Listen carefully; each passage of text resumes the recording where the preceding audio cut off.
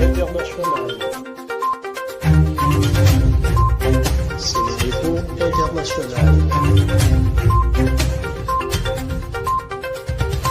abonné leen ci suñu chaîne YouTube ngir jot saa su nekk ay xibaar yu wér te wóor aju ci réew mi ak ci bitim réew. Sénéinfo.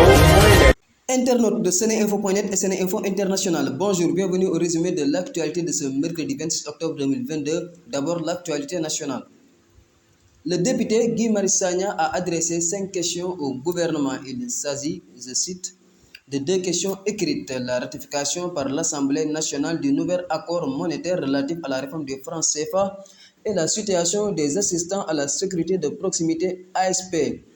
3 questions orales, la pratique systématique de la torture physique et psychologique par la gendarmerie à Ziguinchor, la souveraineté de l'État sur son passeport et confiscation arbitraire des passeports des Sénégalais par les ambassades de l'espace Schengen, les actes de torture et l'abandon de détenus en pleine nuit dans des zones autoroutières par la police.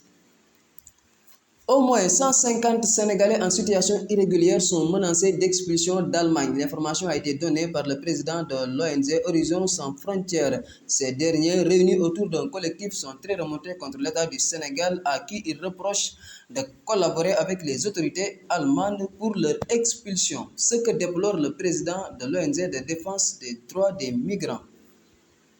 Malick Gakou est passé à l'acte. Comme il l'avait annoncé, le patron du grand parti a porté plainte contre le promoteur Gaston Mbengue. Ce après que le promoteur de lutte ait déclaré dimanche dernier dans l'émission Face to Face de Aïssatou Diop Fall sur la TFM que Malick Gakou, membre de la conférence des leaders de Yewwi Askan Wi, roule pour le président Macky Sall. Hier mardi, le pôle d'avocats de Gakou a servi une sommation interpellative à Gaston Mbengue.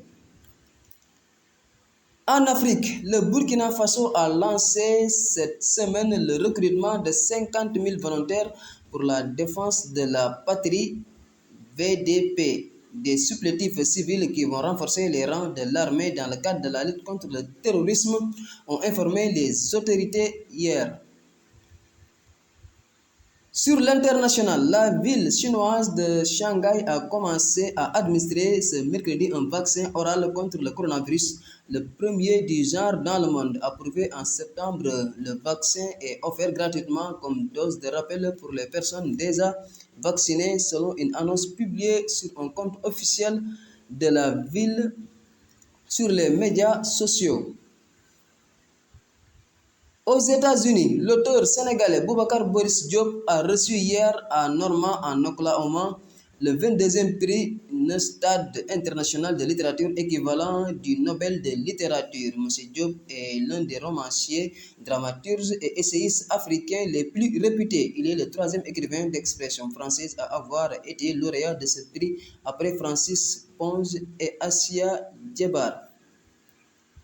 Au moins 28 personnes sont mortes et 4 autres disparues dans le sillage du cyclone Citran au Bangladesh, où des millions d'habitants sont toujours privés d'électricité, ont indiqué les autorités mercredi. C'était tout pour aujourd'hui. Merci de votre attention. askanu Sénégal ak bitim réew seen groupe d'information bi di Sénéinfo International ubbil na leen ay buntam ci www.seninfo.net ngir ngeen di mën di am bépp xeetu xibaar ca ba mu jotee ci ay anam yu wóor moo xam xibaaru politique la ci wàllu culture bi cosaan ak aada xibaaru tàggat yaram xibaaru diine ak lépp lu xew ci àdduna bi mën ngeen a abonné wu ci YouTube bu Sénéinfo International ngir xam li xew ci seen réew ak fépp ci àdduna bi. Seen groupe d'information Sénéinfo International ndimbalu askan wi moo ko tax a jóg.